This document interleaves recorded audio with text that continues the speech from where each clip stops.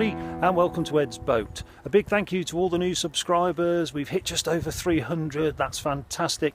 We've got subscribers in the USA, one in Holland and one in Australia that I know of, so you are most welcome. Thank you for subscribing. Now, what I thought I'd do today is have a recap on where we are with the work so far.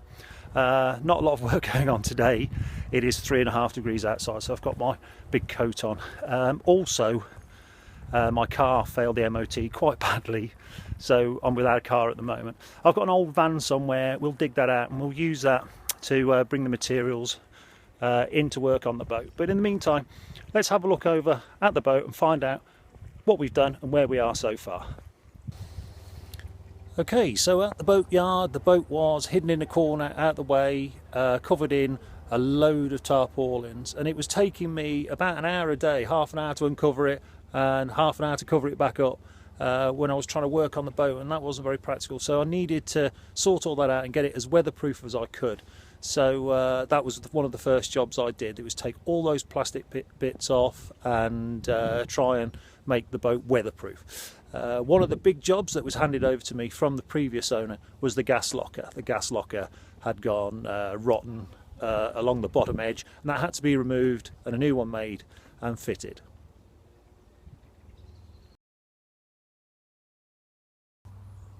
So we fit the new gas locker. This is just a temporary wooden cover just to keep a bit of weather out, that's all. We'll replace that with a proper steel one later. Let's just try and remove this with one hand, not easy. So we'll lift that up out of the way. And if we look inside, there's the brand new gas locker. If I can just put my camera down into the corner there, you'll see right at the corner there's a hole, and that's the gas vent. And that gas vent is in case you get a gas leak and it being propane, it falls to the bottom of the tank and then drains out through the side of the boat. So there's my brand new gas locker. It took me 2 days to remove the old one, cutting out, and it took me about another 2 days to make the new one, and then I had to weld it all in. So then we come to the cratch cover. This was just a mishmash of tarpaulins and bits of plywood, so I've made a temporary cover for it. It is actually remarkably waterproof, and these are old welding curtains that I've used, and we'll have a proper one of those made later, and I will video having that done and what's involved in it. On top of the boat we had a big hole, and I've now fitted the chimney and the roof fitting for it, and that connects up. And have a look at this. This is one of the bits that I'm most fond of. Let's have a look at this. If we go back down inside, down the steps inside, look at that. That is my solid wood stove. So that was de-rusted. That was totally covered in rust top to bottom. We have wire brushed all that down, cleaned it, painted it, and as you can see, it's been used. It's now connected up. That's a temporary flue. The stove isn't actually going to end up there, but it does work.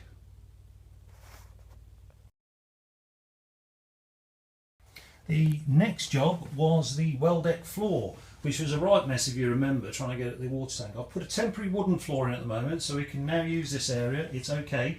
All the work underneath it has been done, all the rust removed and new paintwork put in. I'm going to replace this floor with a steel floor later on, but for the time being, this winter, we're not going to bother with it at the moment because it doesn't affect the use of the boat. I've shaved down the roof battens as well. I've shortened those by about 1 inch, and that's given me more headroom because I'm quite tall and the roof's quite low, and there were loads of those. They go all the way down the boat, every 22 inches, and that plywood was really tough. It took some cutting, I can tell you. I don't know what it's made of or been done to it or treated with, but it was very tough. We've also started putting in some insulation in the roof. I've run out of insulation at the moment, again waiting for my van to arrive, and then we can stock up on some more materials and get cracking again. We started putting wooden battening down the sides, and that's where the sides will be fixed to. There'll be insulation on there as well, and they go all the way down again. Run out of material there, need to restock. Another job that's been done, if I can step out to the back of the boat, we've seen the engine, we know that that's running for the time being, but still more work to be done on that. We've also made the bracket to fit the Morse control on and the stop lever, so that's been done as well. So that's progress so far. That's how far we've got.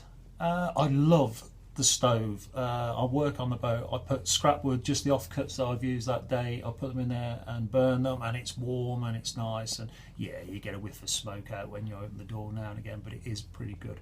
And warming my pasty on the top, that was great. Does that count as cooking my first meal on the boat? If any of you are out there that are cookists, maybe you could enlighten me whether that counts. So thank you very much for watching, and we'll try and crack on now, get some more materials in, and really press hard and see if we can get some nice results finished. So we've got a lot to do. We've got to run some wiring, and I am dreading putting in the gas and the water and all this business. I've got to get it right first time. I don't want to go back and redo things. So progress will seem a bit slower now than it was, but that's for technical reasons. You have to conform to boat safety standards and all this sort of thing. But we'll cross that bridge when we get there, and in the meantime, take care, and we'll see you soon.